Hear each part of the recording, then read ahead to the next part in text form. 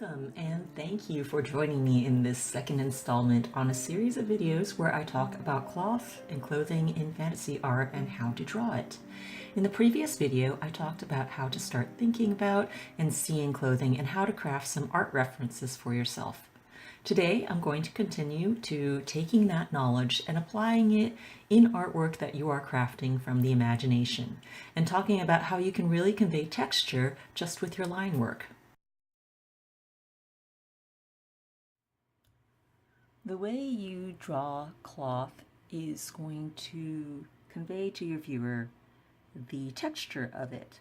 Something like this piece, where there are a lot of very flowy folds and movement going on in the cloth, conveys the sense of something that's very diaphanous and lightweight, like a silk, something that moves easily and that kind of shifts with every motion.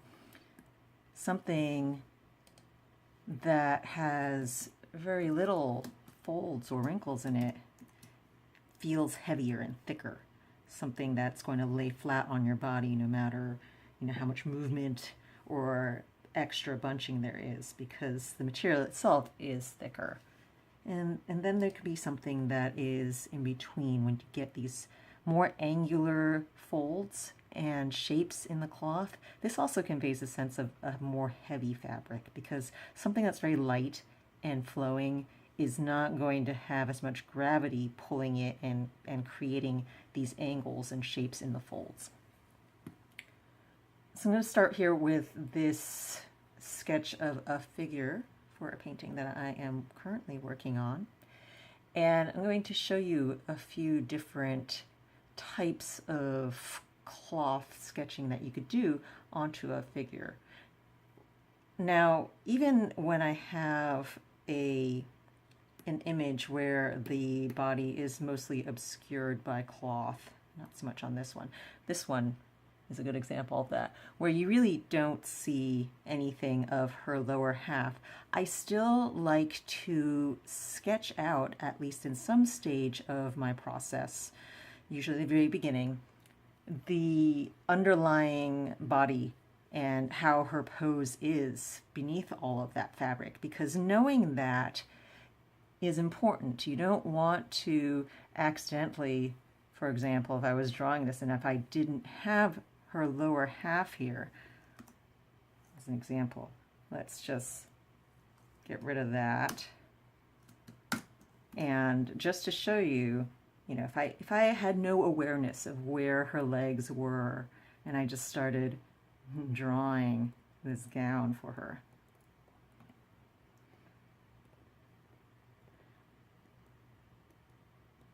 that can work out. But without any sort of consciousness of what's going on here, I've done a few things. I've made her hips too narrow. Let's see again her body. You see, her hips should be thrown out more over here. So what I would need to do would be to throw the fabric further out to accommodate that. As well as over here, I cut off her thigh on that side. And I estimated pretty well where her legs were in the height. But doing a study where you know these things ahead of time can help you avoid mistakes where you're going to accidentally do something like that.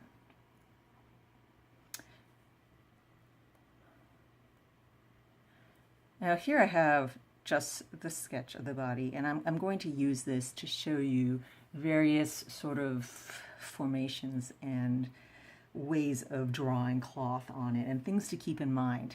Now, what I mentioned before was the lightweight diaphanous type of cloth, and something like that is going to have a lot more folds. It's going to gather more in the loose areas. Wherever there is weight-bearing parts of it. So if this is falling off of her arm, all the weight is going to be gathering along the upper edge of her arm, and then you'll have this free-flowing portion of the sleeve that flows down.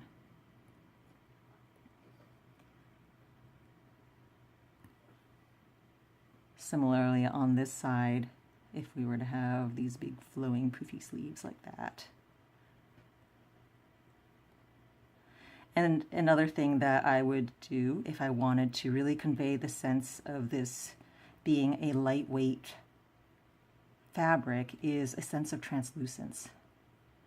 So when I start painting something like this, I would definitely need to keep in mind the areas underneath the cloth. This is another place where you'd really want to be conscious of things like that.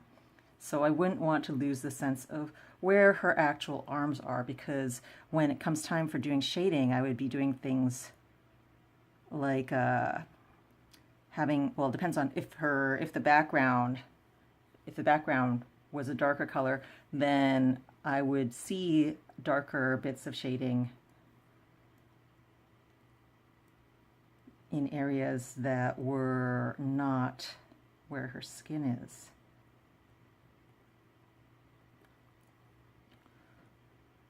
Like that, so that you would darken these sections, because you would be able to see a little bit of hints of that through the material, depending on how thick your material is. If it was a super thin, very transparent material, then you would see much more of the background. And if it was just slightly translucent or thin, silky material, then you might just see hints of it. And then you would not necessarily darken this as much. And I would use variations of the background colors and tones to accomplish something like that.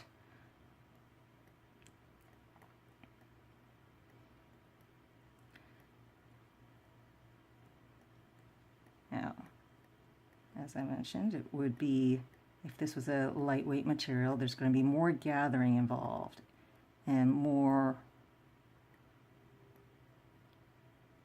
wherever the fabric is loose, you would see gathering and pulling on it.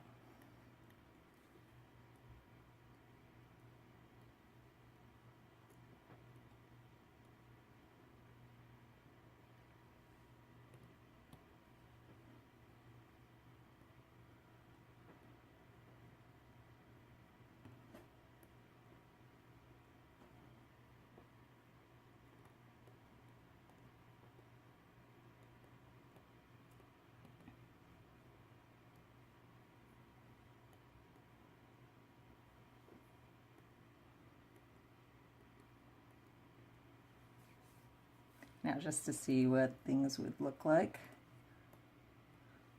let me get rid of the parts that are under the clothing here.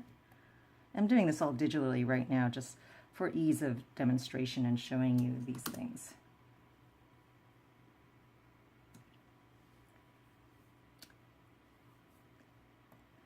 Now let's try with showing you how I would approach this if it was a much more stiff fabric. Say something heavyweight, maybe not stiff, but heavyweight with its own weight pulling it. You know, silk would flutter and float, whereas something that was velvet would really pull down and have its own gravity. And so what you end up having then are much more angular folds. Let's see, where am I going to start with? Well, if I were to give her a fitted top,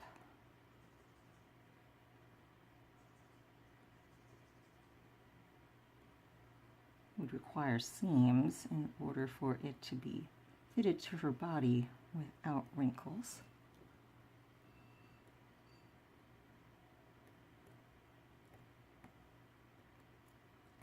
But there would be a little bit of gathering here at her waist as the fabric conforms to the narrowing of her body.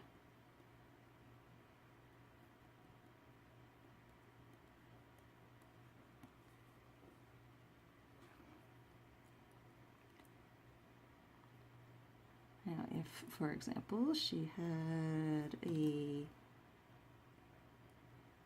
belt here, and then we can gather up some folds of the cloth into that. Now, this is the part where I was talking about with much more angular folds to it. Because a heavier cloth is going to have its own weight pulling it down rather than being subject to breeze and movement and such. The folds tend to be much more angular like this and less of a curved flow to them.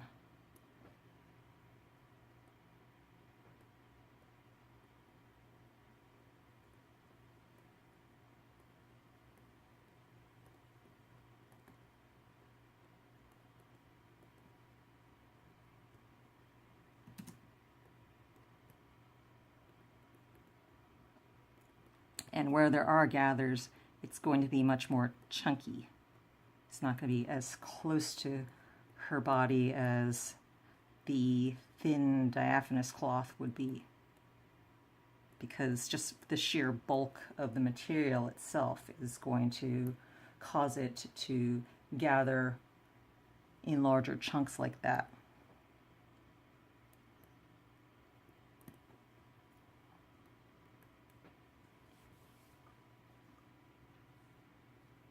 Shall we give her some sleeves too, maybe?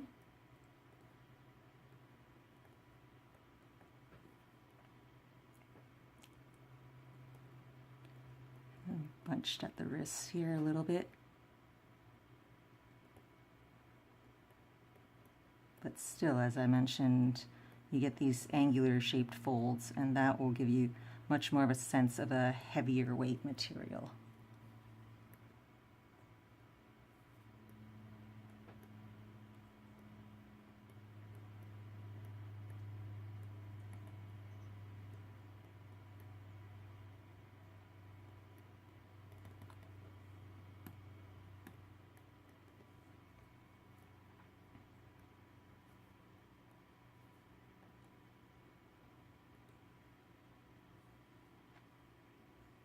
And again, just for the sake of seeing this a little bit more clearly without the underlying structures, let's get rid of those.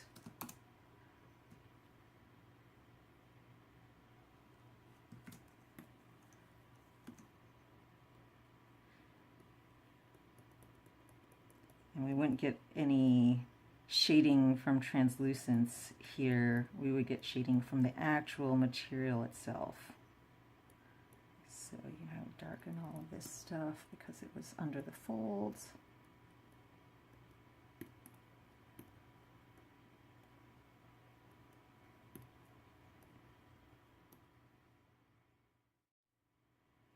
Okay, what about material that was really stiff? If that wasn't enough.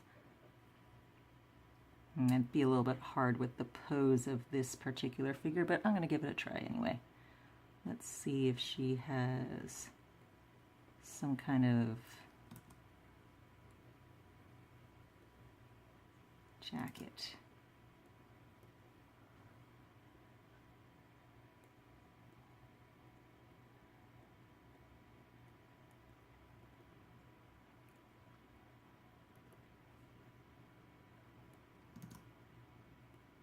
Now, it does not conform to her body much at all, and where it does, you're going to be getting these very angular, bunched creases in the few places where it does happen.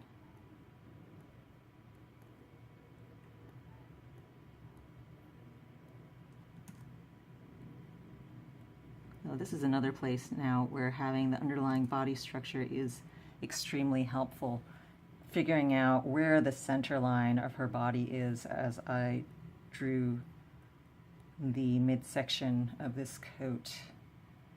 Because without seeing that her breasts were right here, it's hard to determine exactly where it is, and you wouldn't want to have the midsection of the coat going up, you know, right in the center, because that would end up looking very odd. You wouldn't, if you don't understand what is underlying the clothing, then you can't properly convey it to your viewers in your drawing. without that understanding of it yourself. So that's why it is really important, and I can't stress that enough when you're trying to draw clothing onto your figures.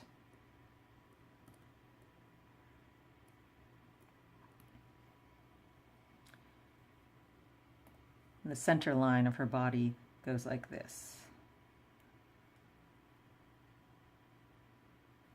Well, that's not quite accurate. More like that. There we go. Her body is kind of arched back, and so we get this midline cutting through it. And so that's what you have to keep in mind as you create the clothing.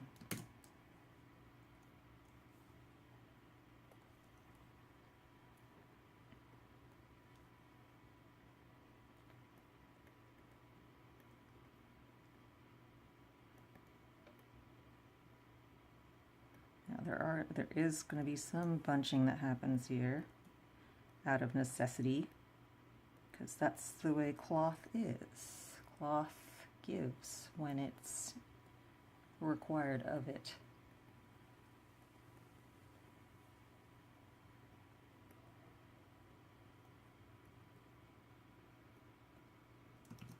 Here I'm also keeping in mind the orientation of her hands and how that then is presented to the viewer. This has a curve going this way, a convex curve, because that arm is the back facing, so it's angled away from the viewer, whereas this arm is angled slightly towards the viewer, so it means you're going to see a little bit into the sleeve, so we got to get a concave little curve there.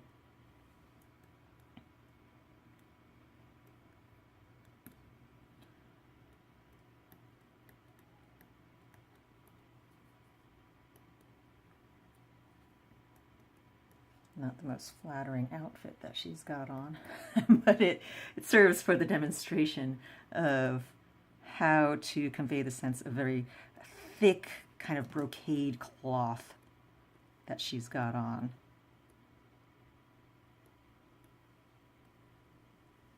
Which would work very well for a jacket type of material. So all of these are things that you can convey purely with how you draw the fabric and draw the material, even before you get down to coloring and rendering and all the other little details of it. You have already set in the viewer's mind, just with the structure of what you have drawn, what it is, what the material is.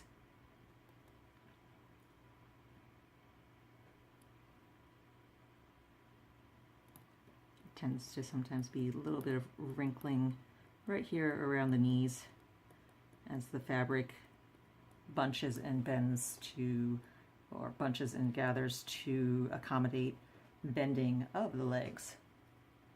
All right, so again, let's get rid of my underlying body so that you can see what it is.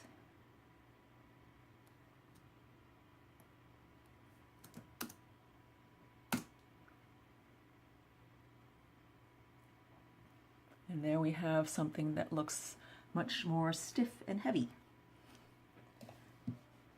I'll let you guys see once more the three different looks. So there was that one, then there's this one, which is sort of a heavy but not completely stiff type of fabric. And the first one, which was a very loose and lightweight fabric.